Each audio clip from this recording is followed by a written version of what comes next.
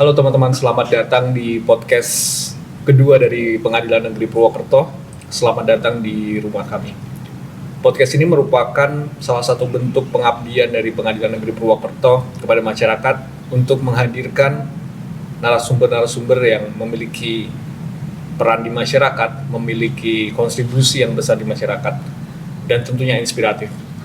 Hari ini kita kedatangan seorang, bisa dibilang rekan kerja, bisa dibilang teman, bisa dibilang salah satu pegawai juga di Pengadilan Negeri Purwokerto.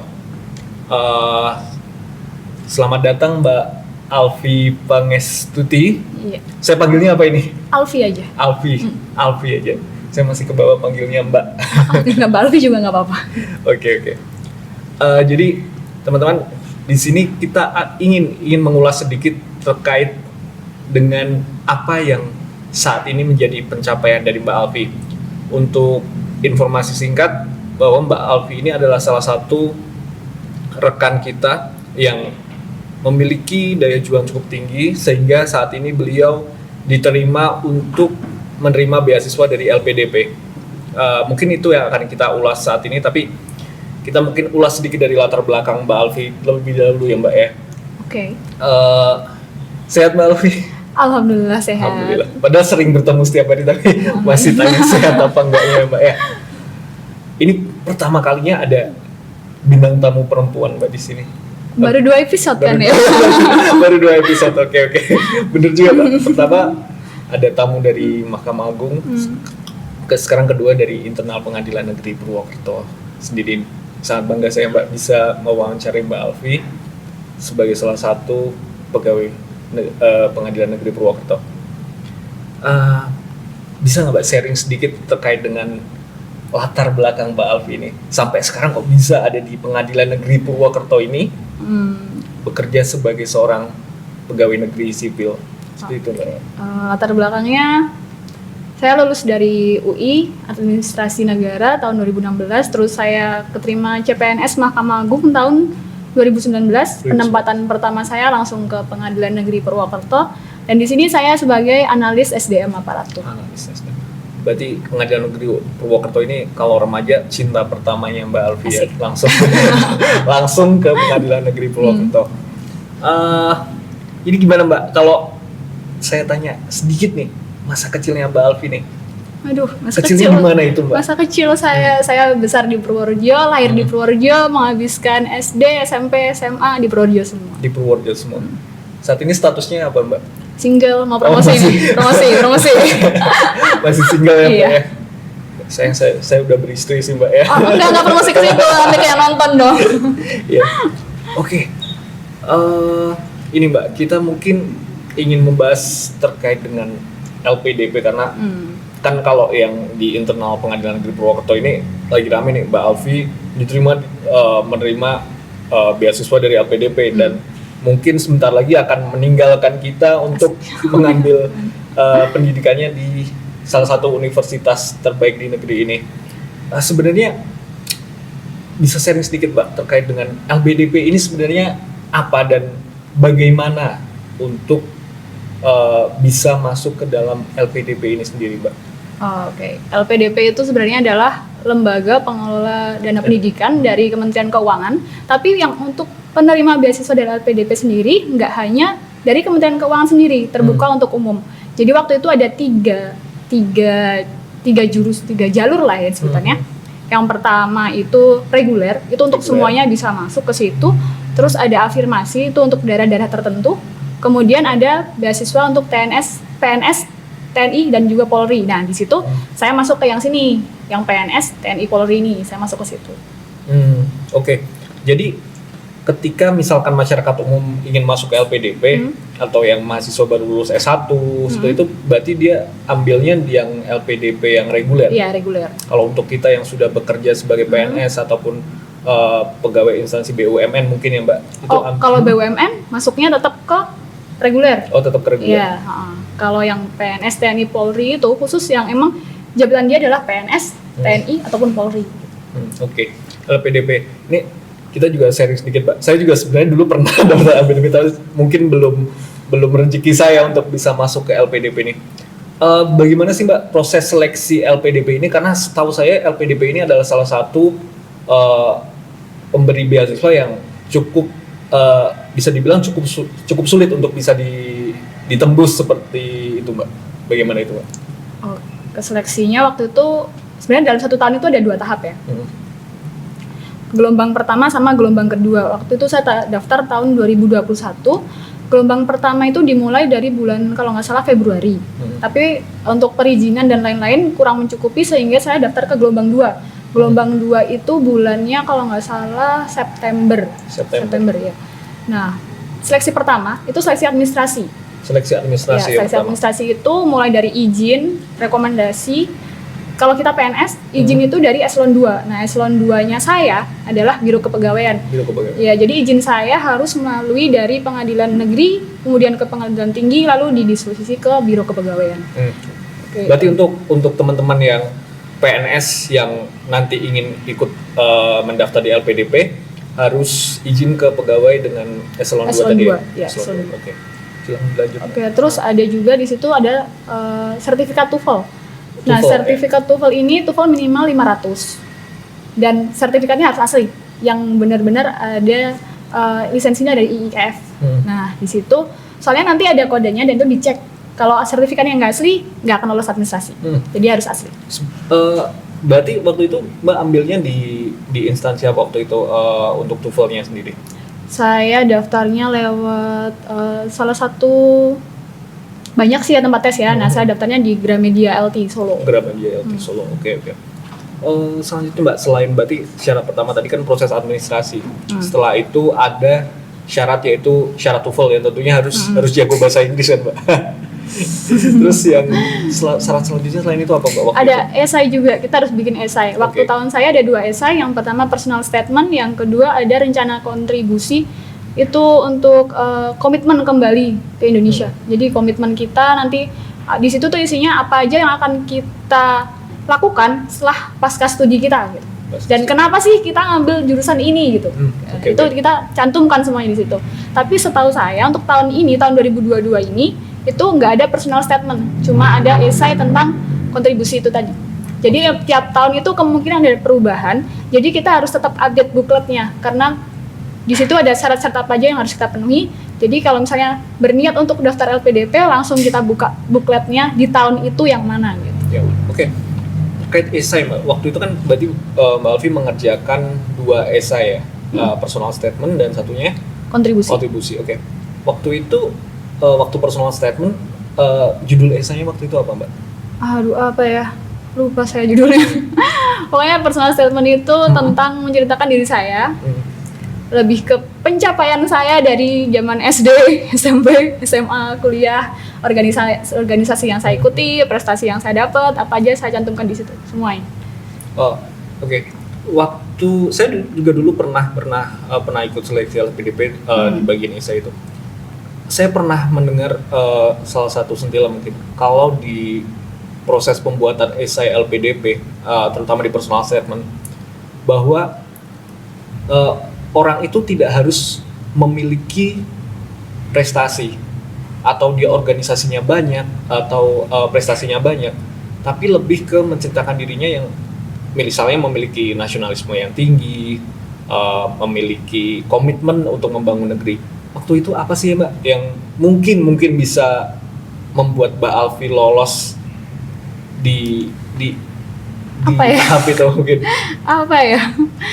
Mungkin waktu itu saya lebih menekankan ke value ya. Jadi saya meyakini setiap orang itu memiliki nilainya. Nah mungkin dari situ yang saya cantum ada nilai-nilai dari diri saya gitu, yang mungkin akan juga terlihat oleh mereka yang membaca esai saya. Mungkin seperti itu. Yang membedakan Mbak Alfi dengan ribuan pendaftar LPDP lain itu tadi value yang membentuk sebuah karakter tadi ya Mbak ya. Oke. Mungkin next Mbak yang terkait dengan tadi kontribusi ya. Kontribusi. Itu apa sih yang Mbak Alfi cantumkan di esai saat itu yang bisa di-sharing gitu? Oke, kalau di rencana kontribusi itu kan kita harus mengisikan apa permasalahan yang ada saat ini dan dan bagaimana cara mengatasinya, lalu bagaimana efek dari jurusan ilmu dari yang dapat dari jurusan yang akan kita tuju itu akan bermanfaat tentang nyelesain masalah tadi gitu kan. Nah di situ saya menulis tentang permasalahan di kantor kita nih. Oke, kantor kita ini tentang pelatihan.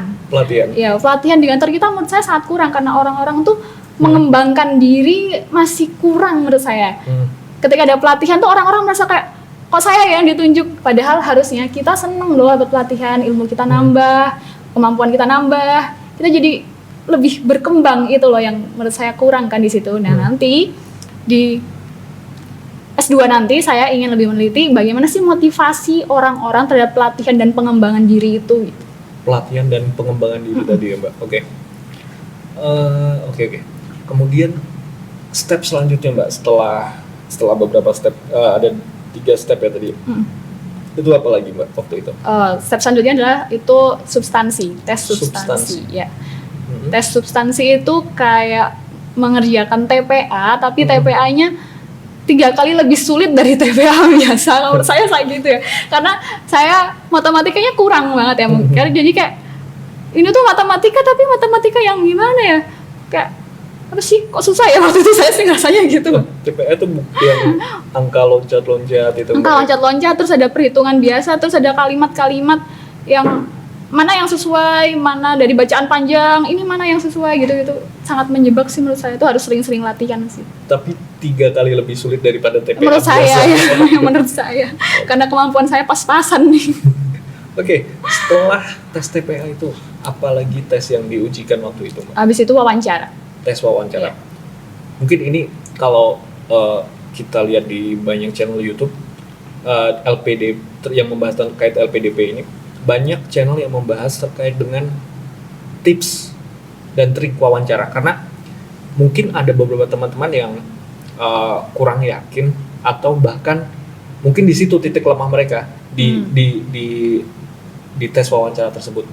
Waktu itu Mbak Alfi bagaimana untuk melewati step tersebut sehingga bisa lolos juga, sehingga bisa meyakinkan para pewawancara yang ada di situ? Kalau wawancara sebenarnya kami udah mengisi pernyataan kalau kita nggak akan spill apa-apa tentang wawancara itu.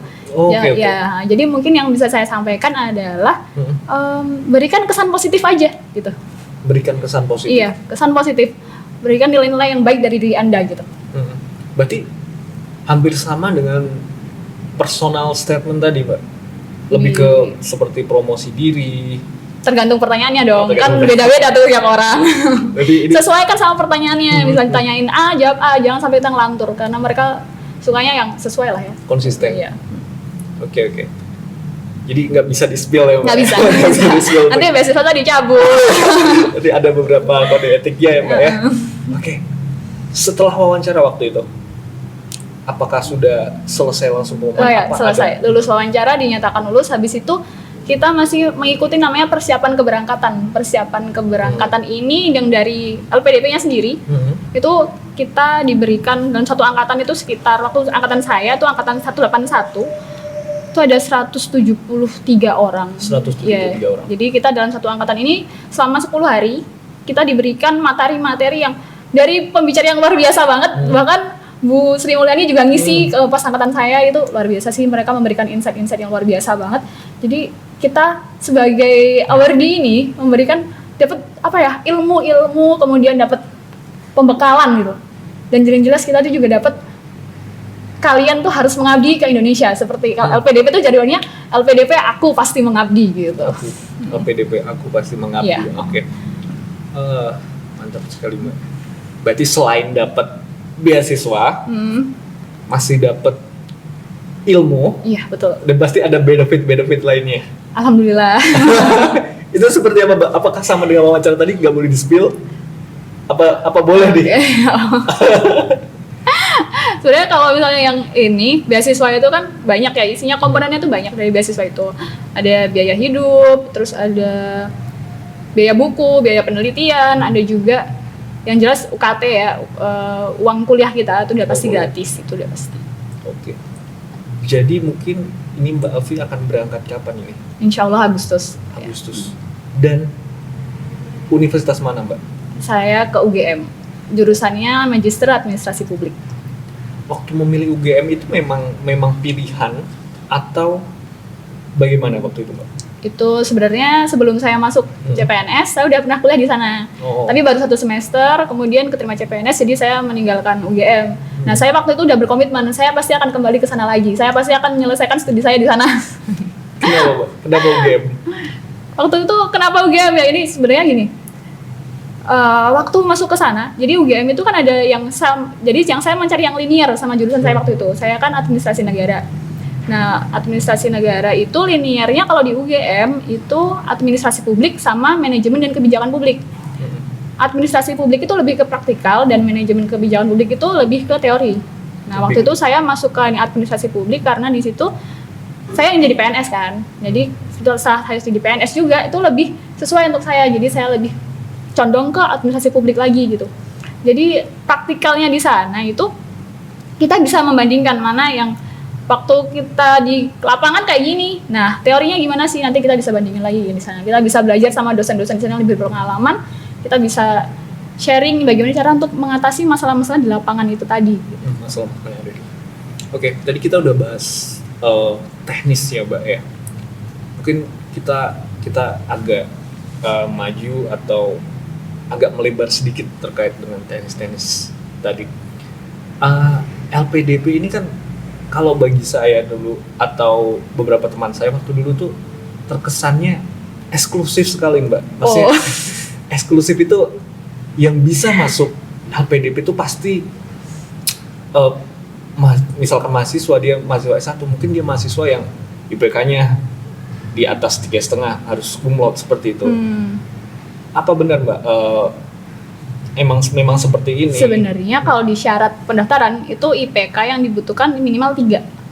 Minimal 3. Jadi sebenarnya kalau untuk harus cum laude nggak ada syarat itu. Karena syaratnya minimal 3. Tapi setelah saya dapet PK kemarin itu persiapan keberangkatan, saya juga ada acara sama teman-teman angkatan saya kan. Di situ yang saya pelajari dari teman-teman saya juga adalah mereka tuh punya value gitu. Mereka tuh punya manfaat. Jadi keberadaan mereka tuh punya tujuan. Jadi mereka tuh nggak hanya sekedar dapat, iya, bukan saja sekedar pintar, tapi mereka memiliki manfaat untuk orang-orang di sekitar mereka. Contohnya, Mbak, apakah mereka aktivis ataukah misalkan pemimpin organisasi apa bagaimana, Mbak? Yang dimaksud? Ada teman saya ada yang pemimpin organisasi, ada juga yang mereka mengabdikan diri mereka sebagai guru. Sebagai guru. Ya, guru bahkan guru di daerah-daerah yang mencil luar biasa. Terus ada juga teman saya yang tenaga kesehatan. Terus ada juga teman saya yang diplomat. Jadi mereka semua tuh punya value gitu. Nilai keberadaan mereka akan memberikan manfaat untuk orang-orang di sekitar mereka. Jadi tidak hanya harus sekedar pintar saja, Mbak ya. Nggak tahu ya pintar apa enggak gitu, nggak tahu, tapi mereka punya manfaat gitu. Punya manfaat, oke. Jadi saya pernah membaca sebuah literasi bahwa di tahun 2035 kita itu akan mendapatkan negeri Indonesia ini akan mendapatkan bonus demografi yang sangat besar, yang mungkin ini berasal dari teman-teman, bisa saja dari teman-teman LPDP ini. Saya ingin sedikit mengulik terkait dengan langkah konkret nantinya Mbak Alfi setelah mungkin belajar dari UGM, tentunya akan kembali ke Pengadilan Negeri Purwokerto ini. Apa sih yang ingin Mbak Alfi bawa nantinya ke Pengadilan Negeri Purwokerto ini berkaitan dengan bonus demografi tadi? Apa yang sebenarnya Mbak Alfi ingin bawa nantinya? Bonus demografi bonus itu kan sesuatu yang lebih. Benar. Sesuatu yang lebih itu akan memberikan manfaat, akan disebut bonus kalau ada manfaatnya. Nah, kalau lebih baik pasti. Iya, tentu saja. Jadi dengan bagaimana orang-orang itu bisa memberikan manfaat juga kan. Berarti yang harus kita jadikan persiapan sekarang itu bagaimana memberikan setiap orang itu kesempatan yang sama untuk mengembangkan diri gitu kan. Nah, jadi nanti setiap orang itu akan berusaha untuk mengembangkan diri mereka sendiri Tapi bukan hanya untuk dirinya sendiri, untuk organisasi yang mereka tempati sekarang, dan juga untuk masyarakat secara umum. Itu yang nanti akan menjadi bonus. Kalau misalnya cuma tambahan orang, itu belum tentu jadi bonus, nggak ada manfaatnya kan. Jadi kalau misalnya nanti saya kembali ke sini, yang akan jadi poin saya pertama adalah tentang pelatihan itu. Bagaimana nggak cuma pelatihan sebenarnya, karena pengembangan diri itu kan nggak cuma pelatihan, pendidikan itu juga termasuk sebuah pengembangan diri. Bagaimana orang mendapatkan nilai tambah untuk dirinya sendiri, itu adalah pengembangan diri. Jadi itu yang harus jadi fokus. Terkait pelatihan tadi, Mbak.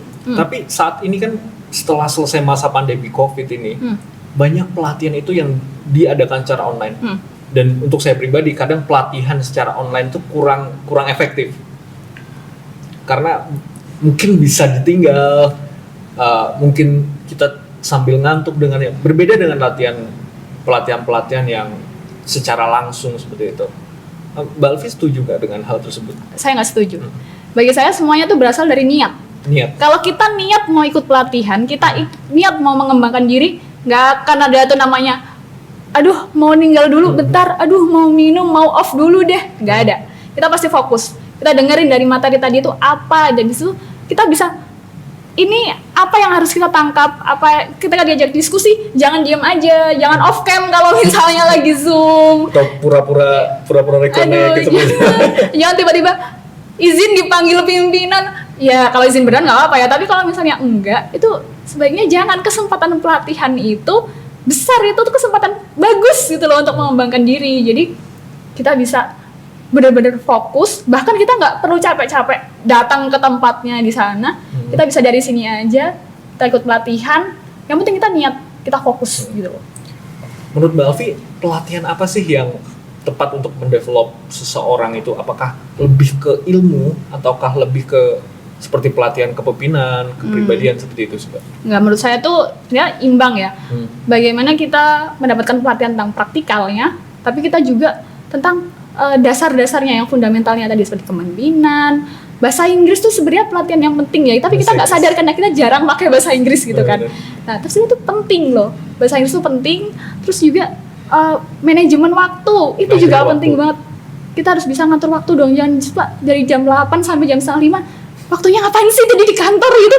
Kita harus bisa ngatur waktunya dengan baik, jangan sampai kita lembur-lembur tuh. Adalah satu contoh itu nggak bisa manajemen waktu gitu loh. Lembur itu bukan sebuah bentuk manajemen waktu yang baik. Bukan. Jadi itu memforsir diri itu. Jadi mungkin akan lebih ke pengembangan keduanya nantinya ya, Mbak. Kalau kembali ke Pengadilan Negeri Purwokerto, membawa ilmu baru. Amin. Dan membawa insya Allah perubahan yang lebih untuk PN Purwokerto.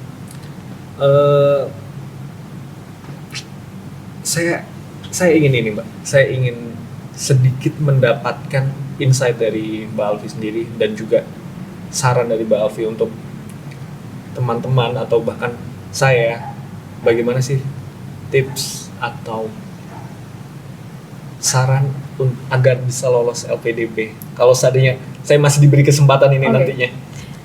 Lolos LPDP, yang pertama niat. Niat itu dasar semuanya ya. Apapun yang terjadi, kalau kita niat, kita bisa menyelesaikan masalah yang ada gitu loh. Misalnya, aduh esainya buntu, tapi kalau kita niat, kita tahu dong apa yang harus kita tulis. Benar. Nah, yang pertama niat. Yang kedua, minta doa orang tua, karena harus orang tua tetap yang utama. Yang ketiga, komunikasikan dengan baik ke atasan. Jadi untuk saya sendiri nih, saya sangat berterima kasih kepada Pak Arief Nuryanto, waktu itu adalah ketua kita yang pertama kali, yang waktu saya sharing pertama kali saya ingin ikut beasiswa gitu. Kemudian selanjutnya saya juga sharing ke Pak Sekretaris waktu itu masih Pak Slamet. Kemudian Pak Rios yang memberikan izin mengikuti LPDP, dan juga Pak Ali Mustafi, Pak Sekretaris kita, itu yang mendorong saya, yang harus semangat saya diberikan izin untuk mengikuti tes. Kemudian kepada Kasub Kepegawaian saya, Bu Juni, aduh luar biasa, yang benar-benar Bu saya mau tes, langsung iya, izin aja nggak apa-apa Mbak, ya, luar biasa. Dan juga nggak lupa ke Pak Ketua kita sekarang, Pak Enan, yang telah memberikan pengantar kepada saya untuk mengikuti tugas belajar. Sebenarnya kita tuh nggak bisa mencapai apa yang kita dapat sekarang tanpa bantuan orang-orang di sekitar kita. Benar. Jadi jangan sampai lupakan gitu. Saya dapat beasiswa LPDP. Tapi saya nggak boleh lupa ini izinnya dari mana. Nggak juga, ada juga teman-teman dari kepegawaian PT Semarang, teman-teman di Ropek, di Biro Kepegawaian, tuh mereka semua, Mbak, saya mengirim surat permohonan ikut LPDP gitu, mohon diurus kayak lah gitu lah. Oke Mbak, ya luar biasa itu, orang-orang tuh support kita sebenarnya, ya kan. Kita harus komunikasikan dengan baik gitu. Jangan kita diam-diam aja terus udahlah nanti ini pasti nggak boleh, jangan gitu. Kita harus komunikasikan dengan baik. Kita mau ikut beasiswa, kita mau kuliah, kita mau gimana, komunikasikan dengan baik. Mereka insya Allah mendukung. Insya Allah mendukung. Berarti niat dari kita sendiri, doa dan dukungan dari orang tua. Yang ketiga, izin dari ketua dan dari seluruh jajaran-jajarannya. Ya, luar biasa, dari atasan saya, luar biasa. Yang keempat mungkin ada lagi Mbak tadi. Apa tuh? Lingkungan ternyata. Oke, iya benar. Punya bestie yang bagus itu sangat mendorong. Jadi ya waktu daftar beasiswa LPDP itu saya sebenarnya sama teman-teman saya juga ajak. Apalagi kita juga ada beasiswa LPDP nih. Gimana ya? Mau daftar nggak ya? Aduh masa sama LPDP kan, aduh susah ya kalau LPDP gitu kan. Iya, awalnya gitu. Tapi terus ya teman-teman saya itu ya udahlah kita gaskan bestie, ya udahlah. Terus ya kita saling support sih, saya sama teman-teman saya meskipun beda satker tapi komunikasi kita lancar. Terus ya kita saling support masalah ternyata di sana masih sampai sini suratnya, di sini udah sampai sini gitu. Tapi kita tetap ini gimana, terus nanti waktu pas tes substansi kita belajar bareng, ini gimana jawabannya apa, kita foto soalnya ini apa jawabannya gitu loh. Jadi tetap ada sharing gitu. Sharing dan saling dukung. Nah, buat rekan-rekan yang mendengarkan podcast ini mungkin ayo kita coba untuk daftar LPDP, karena ternyata dari yang kita bicarakan dengan Mbak Alfi tadi, tidak harus orang yang pintar dan berprestasi, semua orang memiliki kesempatan yang sama pastinya. Kebetulan kita ada juga satu rekan Mbak Alfi di sini dari Pengadilan Agama Sleman. Mungkin terhubung lewat Zoom. Mungkin kita minta sedikit sambutannya Mbak, minta sedikit ngobrol dengan. Halo Mbak Wati. Halo Mas Din. Halo Mbak Alfi. Halo. Terima kasih sudah diundang di podcast Pengadilan Negeri Purwokerto. Ya. Halo, selamat kenal Mbak Wati Purwokerto. Salam kenal Mas Bintoro. Saat ini berdinas di mana Mbak Wati? Ya, sekarang saya sebagai analis kepegawaian di Pengadilan Agama Sleman. Oke. Ini kenal dengan yang di sebelah saya Mbak Wati? Kenal baik. Kenal baik ya. Mungkin kebetulan kami dulu teman sekelas waktu latsar. Iya. Waktu latsar CPNS Mbak ya? Iya betul. Oke. Tadi sempat disinggung sama Pak Alfi, kita sharing dengan teman kita butuh dukungan dari teman kita. Mungkin Mbak Wati ini salah satunya mungkin ya? Iya betul. Oke. Mbak Wati boleh sharing sedikit nggak? Waktu itu gimana bisa ikut ke LPDP ini? Oh iya, kalau kita mengulas yang lalu-lalu ya, memang saya dengan Mbak Afi dengan satu lagi teman kami memang orang yang ingin tahu gitu, ingin tahu dan ingin selalu mencari ilmu yang kita belum miliki. Jadi waktu itu karena memang kita selalu update info mengenai beasiswa yang kiranya available untuk PNS, dan pas sekali waktu tahun 2021 LPDP membuka pelamar untuk pencari beasiswa, dan kami bertiga mendaftar di LPDP tersebut. Iya. Mbak? Iya. Jadi ada satu orang yang belum bisa hadir ya Mbak ya? Iya betul sekali. Jadi ini 3 serangkai yang mendaftar LPDP. Iya. Diterima semua Mbak? 3-nya? Iya, satu lagi teman kami ada di Biro Kepegawaian. Oke. Untuk rekan satunya nantinya akan melanjutkan di mana, dan Mbak Wati sendiri akan melanjutkan di mana untuk LPDP-nya? Iya, kebetulan kalau saya sendiri sama dengan Mbak Alfi di Magister Administrasi Publik, karena kami sama-sama berada di bawah bagian kepegawaian. Kalau teman kami yang di Biro Kepegawaian, di Badan Urusan Administrasi MA, dia mengambil di Master Psikologi Universitas Universitas Indonesia. Universitas ini. Iya. Jadi agak berpisah nanti ya Mbak, agak jauh ya?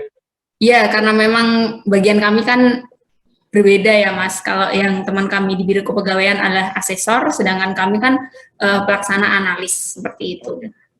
Tadi sempat dibahas dengan Mbak Alfi bahwa beberapa syarat untuk bisa masuk ke LPDP. Kalau itu mungkin kita tidak usah membahas lagi Mbak, karena sudah diterangkan oleh Mbak Alfi. Mungkin ada tips dan saran dari Mbak Wati sendiri waktu itu ketika mendaftar di LPDP sampai bisa diterima saat ini.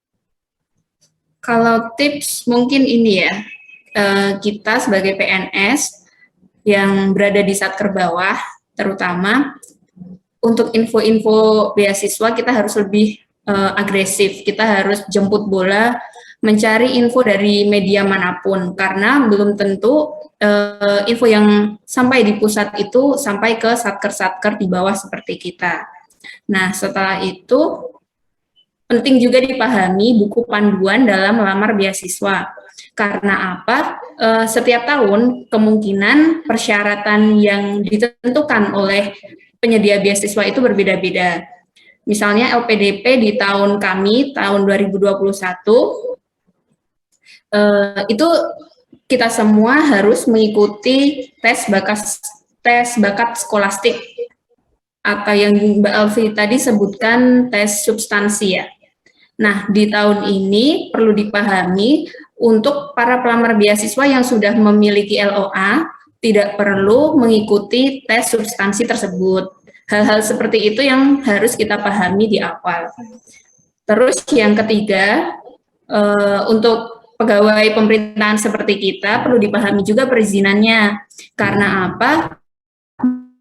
Birokrasi kan meskipun kita bekerja di birokrasi, kan birokrasi juga harus hierarki ya, kita tahu arahnya seperti apa, kita cari tahu jalannya, bagaimana bisa mendapatkan perizinan dari eselon 2, terutama dari Biro Kepegawaian.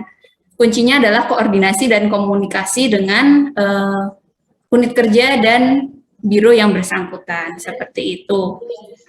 Lalu apalagi ya? Oh ya, ada lagi IC ya. IC ini perlu digarisbawahi. Kalau untuk membuat personal statement, buatlah yang rasional. Iya, betul. Dan menggambarkan diri kita sesungguhnya. Karena saya spill sedikit ya. Materi wawancara itu diambil dari esai personal statement dan rencana kontribusi kita. Jadi kuasai betul-betul apa yang kita tulis, justifikasi yang kita cantumkan di isi karena nantinya akan ditanyakan oleh pewawancara. Kalau untuk rencana kontribusi di isi juga tuliskan sesuai dengan porsi kita. Misalnya seperti saya dan Mbak Alfi sebagai staf, jangan menulis rencana kontribusi di taraf pimpinan seperti mengubah kebijakan bla bla bla, jangan seperti itu karena itu terlalu jauh buat kita. Kiranya seperti itu Mas, kalau mungkin ada yang ditanyakan. Itu tadi kan tips eksternalnya Mbak. Kalau yang untuk internal diri sendiri Mbak, waktu itu apa yang bisa dibagi mungkin Mbak? Kalau internal diri sendiri saya kira lebih ke ini sih Mas, positivity yang kita pegang. Iya betul. Jadi kita harus meyakini bahwa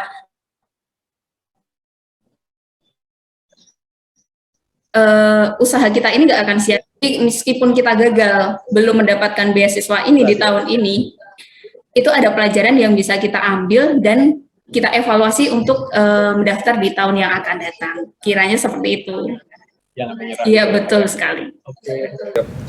Terima kasih Mbak Wati atas waktunya untuk bergabung di podcast PN Purwokerto. Mungkin di lain waktu kita bisa berjumpa lebih lama mungkin Mbak. Terima kasih kembali Mas Bintoro, Mbak Alfi. Wati, selamat siang. Selamat siang.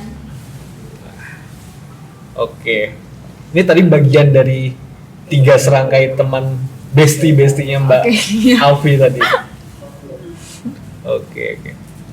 Kita cooling down sedikit nih Mbak, sebelum kita menutup podcast yang cukup singkat tapi cukup padat ini. Saya ada beberapa pertanyaan mungkin. Ada dua pertanyaan, ada 2 pilihan. Mbak Alfi pilih salah satu dengan cepat. Oke. Kita mulai. Pertama, mendoan atau dage? Dage. Oke. Kedua, UI atau UGM? Kalau ini sebenarnya boleh tidak dijawab, Mbak. Nggak mau jawab. Nggak bisa jawab. Ijazah kayak gimana? Ya. Oke. Lebih pilih hidup di Purwokerto atau di Yogyakarta? Tidak. Susah juga Mbak dijawab ya. Oke. Skip. Ini juga agak sulit nih Mbak. Belajar atau bekerja? Menurut saya bekerja adalah bagian dari belajar. Oke, bekerja adalah bagian belajar. Lihatnya Mbak Alfi agak sulit tadi saya ngasih pilihannya. Ganti dong. Ini yang simpel-simpel aja. Makanan kesukaan apa Mbak Alfi saat ini? Nggak tahu juga apa Nggak ya tahu suka juga. apa ya aku tuh ya. Kebanyakan kalau saya bertemu dengan wanita-wanita yang pintar ini agak sulit menentukan pilihan biasanya. Iya, karena semuanya punya value. Iya Mbak, benar. Oke. Oke Mbak Alfi, terima kasih atas waktunya di pagi hari ini. Saya harap kedepannya kita nanti semoga kalau saya masih di PN Purwokerto, ketika Mbak Alfi kembali dari pendidikan, mungkin kita bisa podcast kembali untuk membahas apa saja yang Mbak Alfi dapatkan selama belajar di UGM nanti. Semoga saya masih di sini nanti. Semoga saya juga masih di sini. Saya bisa bertemu dengan Mbak Alfi lain waktu. Saya memiliki sebuah quotes terkait dengan narasumber kita tadi, Mbak Alfi. Jangan takut bermimpi setinggi-tingginya, gantungkan cita-citamu setinggi langit, bermimpilah setinggi langit. Jika engkau jatuh, engkau akan jatuh di antara bintang-bintang. Quotes tersebut dari Bapak Insinyur Soekarno, Bapak Proklamator Republik Indonesia. Sebelumnya, untuk menutup podcast ini, saya ingin memberikan kenang-kenangan kepada Mbak Alfi supaya nantinya waktu menjalani pendidikan di UGM tetap ingat dan tetap kangen sama PN Purwokerto. Untuk kenang-kenangan nantinya untuk Mbak Wati mau dikirimkan lewat mana Mbak Wati? Apakah lewat Mbak Alfi atau kita kirimkan langsung nantinya? Jadi ini satunya untuk Mbak Alfi. Silakan Mbak. Terima. Jadi ini merupakan logo dari podcast Pengadilan Negeri Purwokerto. Dan ini adalah nama dari sesi podcast yang kita jalani saat ini, Mendoan, menyapa dengan obrolan. Terima kasih, sampai jumpa di lain waktu.